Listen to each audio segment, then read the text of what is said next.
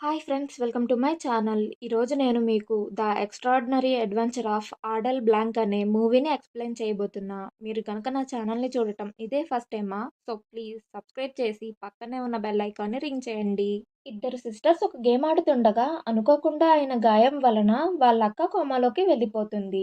ఆమెను నార్మల్ చేయటానికి తన చెల్లెలు కొన్ని వందల సంవత్సరాల క్రితం చనిపోయిన ఒక మమ్మీని సహాయం అడుగుతుంది. తను చివరికి వాళ్ళ అక్కను నార్మల్ చేయగలిగిందా లేదా అనే స్టోరీ లైన్ ని చాలా ఇంట్రెస్టింగ్ గా చూపించుంటారు. మూవీ స్టార్టింగ్ లో మనకు అడల్ని చూపిస్తారు. ఈమె తన అక్క అయిన అగతితో టెన్నిస్ ఆడుతూ ఉంటుంది. గేమ్ చాలా నార్మల్‌గా స్టార్ట్ అయ్యి ఉంటుంది. బట్ ఉండే కొద్దీ స్పీడ్ అందుకోవటంతో వాళ్ళు బాల్స్‌ని చాలా వేగంగా కొడుతుంటారు. అలానే అడేల్ తన దగ్గరకొచ్చిన బాల్‌ని వేగంగా కొట్టటంతో అది అగతికి చాలా గట్టిగా తగులుతుంది. ఇంక తను ఆ తగిలిన స్పీడ్‌కి వెనక్కి పడిపోతున్ననే టైంలో తన హెయిర్ పిన్ ఒకటి నేలకు తగిలి అది సడెన్‌గా స్ట్రెయిట్‌గా నిలబడుతుంది. అండ్ ఆమె అదే ప్లేస్‌లో పడటంతో ఆ హెయిర్ పిన్ సరాసరి తన తలలో గుచ్చుకుపోతుంది. అండ్ ఇదంతా ఒక ఫ్రాక్షన్ ఆఫ్ సెకండ్స్‌లో జరిగిపోవటంతో అడేలాకు అదెలా జరిగిందో కూడా అర్థం కాదు. జనరల్‌గా ఇలాంటి సిట్యుయేషన్‌లో మనుషులు చనిపోతారు. బట్ ఇది సినిమా కదా! సో ఆమె బాడీ అంతా ప్యారలైజ్ అయి మంచానికి పరిమితమైపోతుంది. కానీ అడేలా మాత్రం మా అక్క పరిస్థితికి నేనే కారణం. సో నేనే తనని క్యూర్ చేయాలని కొంతమందిని తీసుకొని సరాసరి ఈజిప్ట్‌కి వెళ్తుంది. ఇలా ఎందుకు చేస్తుందంటే ఈజిప్ట్‌లోని ఫరో రాజుల కుటుంబానికి ఒక రాయల్ డాక్టర్ ఉండేవాడు. అతనికి చాలా మిస్టిక్ పవర్స్ ఉన్నాయని, ఎలాంటి రోగాన్నన్నా అతను నయం చేస్తాడని వినుంటుంది. ఆ డాక్టర్‌ని ఎలాగన్నా మేల్కొలిపి తన అక్కను తిరిగి బ్రతికించాలనేదే తన ప్లాన్. అలాగే ఆమె ఒక టోమ్‌ని కనిపెట్టి తన దగ్గరున్న ట్రెజర్ మ్యాప్ ద్వారా ఆ టోమ్ యొక్క మెకానిజంని బ్రేక్ చేస్తుంది. దీనివల్ల వాల్ నుంచి కొంచెం ఇసుక అనేది కింద పడి ఒక స్టోన్‌తో చేయబడిన డోర్ అనేది ఓపెన్ అవుతుంది. బట్ అది కొంచెం మట్టుకే ఓపెన్ అయ్యి దానిలోంచి ఒక బ్లాక్ కలర్ స్టిక్కీ లిక్విడ్ అనేది బయటికొస్తుంది. కానీ కొంచెం సేపటిలోనే ఆ లిక్విడ్ అనేది ఫ్లేమబుల్ అని అండ్ అది టోమ్‌కి వెళ్ళే దారి కాదు, జస్ట్ అక్కడికొచ్చిన వాళ్ళను కన్‌ఫ్యూజ్ చేయడానికి మాత్రమే సెట్ చేసిన ఒక ట్రాప్ అని తెలుసుకుంటారు. అడేలా కింద పడిన ఆ ఇసుకను తీసుకొని ఒక వెయింగ్ మెషిన్ లాంటి దాంట్లో పోస్తుంది. దీని వలన ఒక సీక్రెట్ ప్యాసేజ్ అనేది ఓపెన్ అయి ఆ టోమ్ కి దారి చూపిస్తుంది. డోర్ ఓపెన్ చేసి చూస్తే లోపల కుప్పలు కుప్పలుగా బంగారం ఇంకా వెండి నాణాలు, రకరకాల ఆభరణాలు పోసి ఉంటాయి. తనతో వచ్చిన వాళ్ళంతా వీటిని చూసి చాలా ఆనందపడతారు. బట్ తను మాత్రం కేవలం ఇక్కడ ఒకే ఎయిమ్‌తో వచ్చింటుంది. కానీ తను మాత్రం ఫరా యొక్క ఆస్థాన డాక్టర్ యొక్క సమాధిని కనిపెట్టి ఆ కఫెన్ని అందులోంచి బయటకు తీస్తారు. ఈ ఫరో రాజుల సంపదను అంత తొందరగా స్టీల్ చేయలేం కదా! ఎవరైతే ఆ వెండి, బంగారు నాణాల దగ్గర ఆగిపోయి వాటిని కలెక్ట్ చేస్తున్నారో వాళ్ళ దగ్గరికి కొన్ని పాములొచ్చి వాళ్ళను కరిచి అక్కడే చంపేస్తాయి. ఇది గమనించిన అడేలా తన దగ్గర ఉన్న లైటర్‌ని ఇంతకు ముందు చూసిన ఆ బ్లాక్ కలర్ లిక్విడ్ పై పడేస్తుంది. దీని వలన ఆ రూమ్ అంతా నిప్పంటుకుంటుంది. తను మాత్రం ఆ కఫెన్ దగ్గరికి పరిగెట్టుకొని వెళ్లి డోర్‌ని క్లోజ్ చేసుకుని ఆ టోమ్ లోపలికి పడిపోతుంది. బట్ సర్ప్రైజింగ్లీ ఆ టోమ్ లోపల ఒక సీక్రెట్ పాసేజ్ ఉందనుకుంటా. సో తను ఆ కఫెన్తో సహా ఆ పాసేజ్లో ట్రావెల్ చేస్తూ లాస్ట్కి ఒక నది లోపలికి పడిపోతుంది. లక్కీలీ వాటర్లో మునిగిపోయిన ఆమె లాస్ట్కి ఒక నది ఒడ్డున తేలుతుంది. ఇప్పుడు ఆమె ఆ కఫెన్ని తను అనుకున్న ఒక ప్లేస్కి తీసుకొని వెళ్తుంది.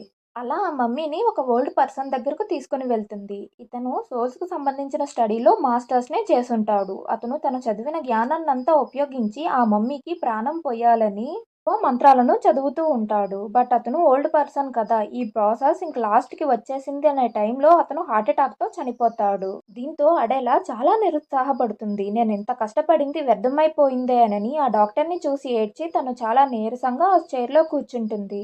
కానీ ఆమె చాలా లక్కీ. ఎందుకంటే తను చేయించిన ఈ రిచువల్ అనేది సక్సెస్ అవ్వటంతో ఆ మమ్మీకి ప్రాణమొస్తుంది.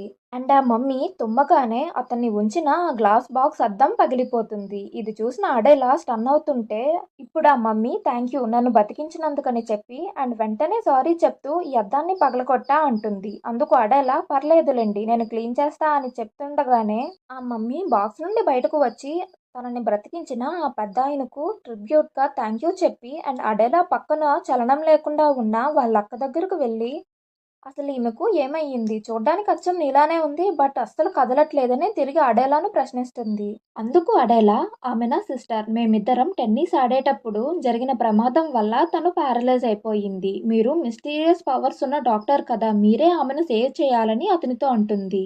ఇది విన్న అతను, లేదమ్మాయి నువ్వు పప్పులో కాలేసావు. నువ్వొక డాక్టర్‌ని కాపాడబోయి నన్ను కాపాడావు. యాక్చువల్‌గా నేనొక న్యూక్లియర్ సైంటిస్ట్‌ని. నీకు కావాలంటే ఒక మ్యాథ్స్ సమ్ ఇవ్వు. నేను చిటికెలో సాల్వ్ చేస్తానని చెప్తాడు. ఇది విన్న అడేలా స్టన్ అయిపోతుంది.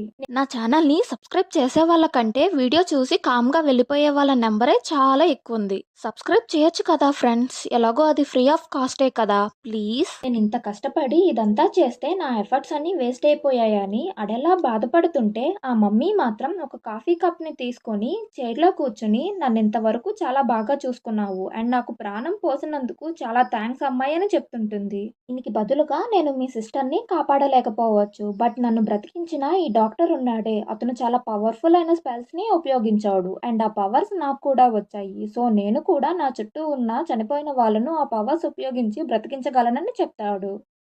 ఇది వినగానే అడేలాకు కొంచెం హోపొస్తుంది. ఇంకా ఆ మమ్మీ ఫరోరాజు ఎప్పుడూ తన పనివాళ్ళను తనతో పాటే ఉంచుకుంటాడని చెప్పటంతో ఆమె న్యూస్ పేపర్‌ని చెక్ చేస్తే ఫరో సెకండ్ యొక్క కఫెన్ అనేది నేషనల్ ఎగ్జిబిషన్‌లో ఉందనే విషయాన్ని తెలుసుకొని వీళ్ళ ముగ్గురు అక్కడకు వెళ్ళాలని డిసైడ్ అవుతారు. ఇప్పుడు ఆ మమ్మీ సూటు బూటు యేసుకొని టిప్ టాప్‌గా తయారవుతుంది. అడేలా వాళ్ళ అక్కను వీల్ చైర్‌లో ఆ ఎగ్జిబిషన్ దగ్గరికి తీసుకెళ్తుంది. వాళ్ళకు దారేటో తెలియకపోవటంతో ఆ మమ్మీ ఒక ఫ్యాట్ పర్సన్‌ని డైరెక్షన్ అడిగితే, అతను చూడగానే స్టన్ అయ్యి అలాగే కళ్ళు తిరిగి పడిపోతాడు. తర్వాత వాళ్ళు ఇంకొంచెం ముందుకు వెళ్ళగానే ఒక ఐరన్ గేట్‌కి లాక్ చేసి ఉంటుంది.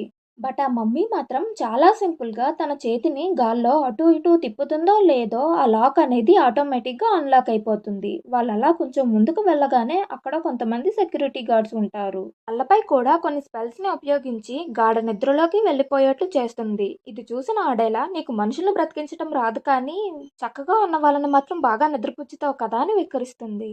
లాస్ట్‌కి వాళ్ళెలాగో ఫరో 2 యొక్క కఫెన్‌ని కనిపెట్టి అతన్ని నిద్రలోంచి లేపుతారు. అతను లేవగానే ఈ మమ్మీ దగ్గరకు వెళ్లి, ఈమెనే మనల్ని నిద్రలోంచి లేపింది. మనము దానికి బదులుగా ఆమెకొక సహాయం చేయాలని అడుగుతాడు. కానీ ఆ రాజు మాత్రం, నేను గత 5,000 సంవత్సరాలుగా మంచిగా నిద్రపోతూ ఉన్నాను. నువ్వు అనవసరంగా నా నిద్రను డిస్టర్బ్ చేశావు. నేను నీకు హెల్ప్ చేయనని చెప్పేస్తాడు.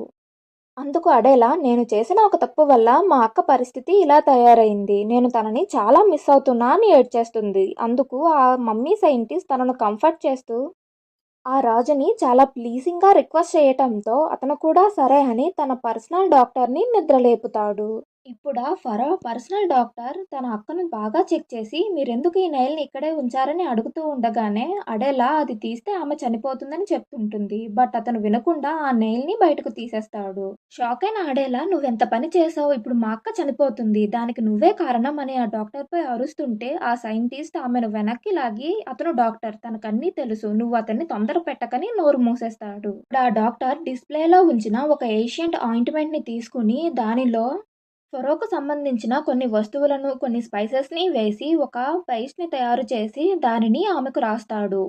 అండ్ తన అసిస్టెంట్‌ను బ్యాండేజ్ అడగటంతో ఒక మమ్మీకి చుట్టిన బ్యాండేజ్‌ని కొంచెం తీసి అతనికి ఇవ్వగానే అతను దానితో ఆమెకు కట్టు కడతాడు. అండ్ లాస్ట్‌గా ఆ ఫరో రాజు తన సిస్టర్‌ని కిస్ చేస్తాడు. ఇది చూసిన అడేలాకు అసలేం అర్థం కాదు. బట్ ఆ సైంటిస్ట్ మాత్రం ఇది రిచువల్‌లో భాగం. నువ్వేం కంగారు పడకు అని చెప్తూ ఉండగానే ఆ రాజు తన పనివాళ్ళతో పదండి అలా గాలి పీల్చుకోవడానికి బయటికెళ్దామని వాళ్ళంతా వెళ్ళిపోతారు. కొంచెం సేపటి తర్వాత అగతి మేల్కొని, నువ్వు ఆ రోజు టెన్నిస్ బాల్‌తో నన్ను చాలా గట్టిగా కొట్టావని తన చెల్లిపై కోప్పడుతుంది. బట్ అడేలా మాత్రం తన అక్క బ్రతికిందని చాలా హ్యాపీగా ఫీల్ అవుతుంటుంది. ఇంకా ఫైనల్‌గా అడేలా ఆ సైంటిస్ట్ మమ్మీకి తనకు హెల్ప్ చేసినందుకు థాంక్ యూ చెప్తూ మంచి స్మైల్‌తో సెండ్ ఆఫ్ ఇస్తుంది. ఇటువైపు ఫరో తన పనివాళ్ళతో బయటకు వచ్చి ఇందాకలా దారడిగిన సేమ్ ఫ్యాట్ పర్సన్ దగ్గరికే వెళ్ళి, మీకు నైలు నదికి ఎలా వెళ్ళాలో దారి తెలుసా అని అడుగుతారు. అతను కూడా వాళ్ళకి ఆన్సర్ చెప్పాలనుకుంటూనే కళ్ళు తిరిగి పడిపోతాడు. ఆ రాజు, ఈ కాలం మనుషులకు అసలు సంస్కారం అనేదే లేదు. చూడండి మనం దారడిగితే చెప్పకుండా ఎలా నిద్రపోతున్నాడో అనుకుంటూ